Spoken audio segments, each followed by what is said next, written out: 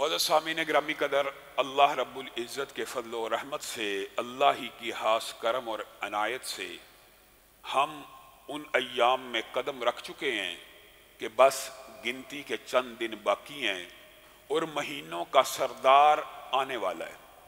मैं और आप इस सैयदुश शुहूर, इस सरदार महीने के इस्तकबाल की क्या तैयारियां कर रहे हैं और इस सरदार महीने का इस्तकबाल कैसे होना चाहिए, इसके ऊपर मैंने और आपने गौर करना है।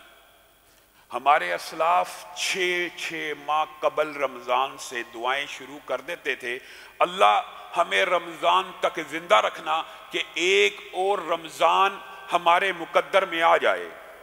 6 माह कबल ये दुआ किया करते थे। मैं और आप इस महीने के इकराम, एहतराम, इस्तकबाल से कुल्ली तौर पर गाफिल हैं।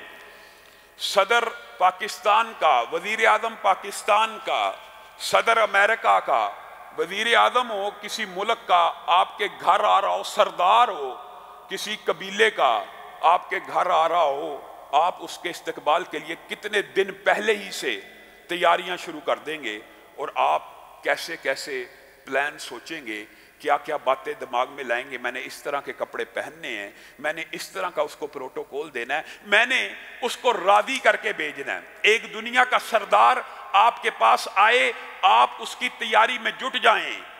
और ये 12 महीनों का सरदार महीना आपके पास आए और आपको खबर तब हो कल सुबह पहला रोज़ा है, ना कोई प्लानिंग है, ना कोई तरतीब है, ना कोई इरादा है, ना कोई नीयत है, ना अपना शेड्यूल सेट किया कि इस रमज़ान में क्या क्या नेकियों के काम करने हैं। बस रमज़ान शुरू हुआ, जिस तरह बाकी महीने शुरू हो गए।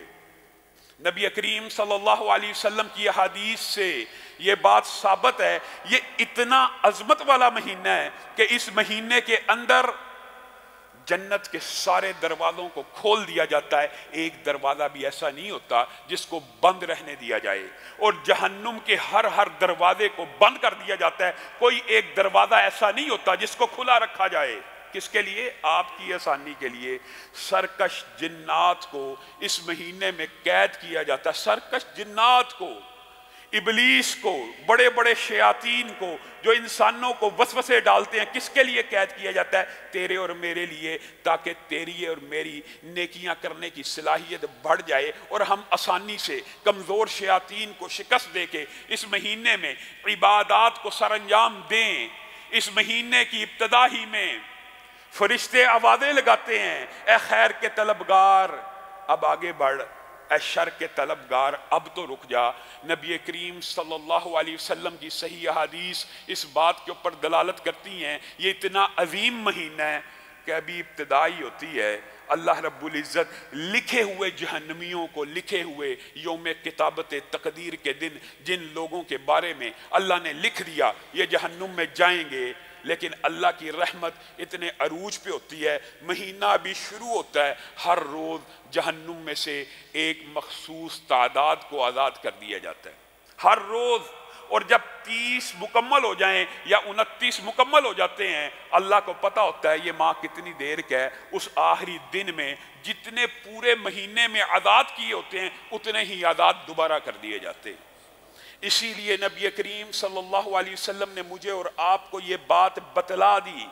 नबी करीम मिंबर पे चढ़े हैं, 3 मरतबा आमीन कहा। देखने वालों ने देखा कोई दुआ तो सुनी नहीं, आप आमीन किस बात के ऊपर कह रहे हैं? तो रसूलुल्लाह सल्लल्लाहु अलैहि वसल्लम ने कहा, आसमान से जिब्रील अमीन आए थे। जिब्रील अमीन आसमान से आए थे, उन्होंने 3 दुआएं की हैं, मैंने 3 मरतबा आमीन कहा है। यहाँ पे आपने रुकना है, गौर करना है। जिब्रील अमीन खुद आते हैं कि अल्लाह भेजता है? अल्लाह भेजता है। क्या फरिश्ते अपनी मर्जी से कोई दुआ करते हैं कि अल्लाह के हुक्म से करते हैं? क्या फरिश्ते अपनी मर्जी से कोई कलाम कर सकते हैं? अल्लाह की मर्जी से कलाम भी नहीं करते। तो ये दुआ तो अल्लाह ही ने कहा है कि जिब्रील जाइए मांगिए, यानी अल्लाह ही ने जिब्रील को भेजा कि आप दुआ कीजिए और अल्लाह ही ने कबूल करनी है। इस दुआ की कबूलियत में क्या शुबा और शक हो सकता है? और आमीन कौन कह रहा है? जो कायनात का सबसे अफजल इंसान है, जो कायनात की सबसे आला तख्लीक है, वो कह रहा है आमीन आमीन आमीन। अब ये दुआ मैंने और आपने याद करनी है। नबी करीम सल्लल्लाहु अलैहि वसल्लम ने कहा जिब्रील ने 3 दुआएं की हैं, उनमें से ایک دعا یہ ہے کہ جس نے اپنی زندگی کے اندر اپنے ماں باپ میں سے کسی ایک کو پایا یا دونوں کو پایا اور ان کی خدمت کر کے اپنے آپ کو جہنم سے آزاد نہ کروایا، وہ تباہ و برباد ہو گیا، وہ خسارے میں چلا گیا، وہ گھاٹے میں چلا گیا۔ حقیقت میں یہی نقصان اٹھانے والا ہے، حقیقت میں اسی کا ٹھکانہ جہنم ہے۔ یہ جبریل کہہ رہے ہیں اور رسول اللہ کہہ رہے ہیں بے شک آمین، وہ ہلاک ہو جائے، وہ برباد ہو جائے، اس کا ٹھکانہ جہنم بن جائے جو ماں باپ میں سے کسی ایک کو پائے یا دونوں کو پائے اور اپنے آپ کو جہنم سے آزاد نہ کروائے۔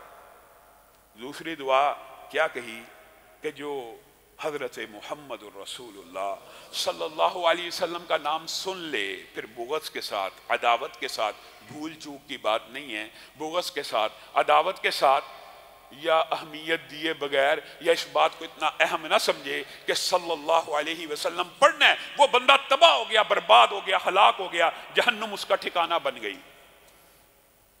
جب بھی نام محمد آئے صلی اللہ علیہ وسلم کو بلند کرنا چاہیے، اور اللہ کے نبی کے اوپر درود بھیجنے سے در حقیقت انسان اپنے ہی اعمال کے اندر اور اپنی ہی نیکیوں میں اضافہ کر رہا ہوتا ہے۔ اور تیسری دعا جس کا تعلق ہمارے آج کے موضوع کے ساتھ ہے وہ کیا ہے؟ اللہ کے فضل و کرم سے چاہے اللہ تو رمضان سے پہلے سب کو موت دے دے، اور چاہے اللہ تو ہم سب امن اور امان، صحت اور عافیت سے رمضان میں داخل ہو جائیں، اور انشاءاللہ بادی و نظر میں اور دنیاوی حالات کے تحت امید ہے کہ ہم سب رمضان کے مہینے کو پائیں گے۔ اب رمضان کا مہینہ پا لیا، جس بندے نے، عورت ہو یا مرد ہو، رمضان کا مہینہ پا لیا اور اپنے آپ کو جہنم سے آزاد نہ کروایا، وہ بندہ تباہ ہو گیا، برباد ہو گیا، ہلاک ہو گیا، اور یہی جہنم کا اصل مستحق ہے۔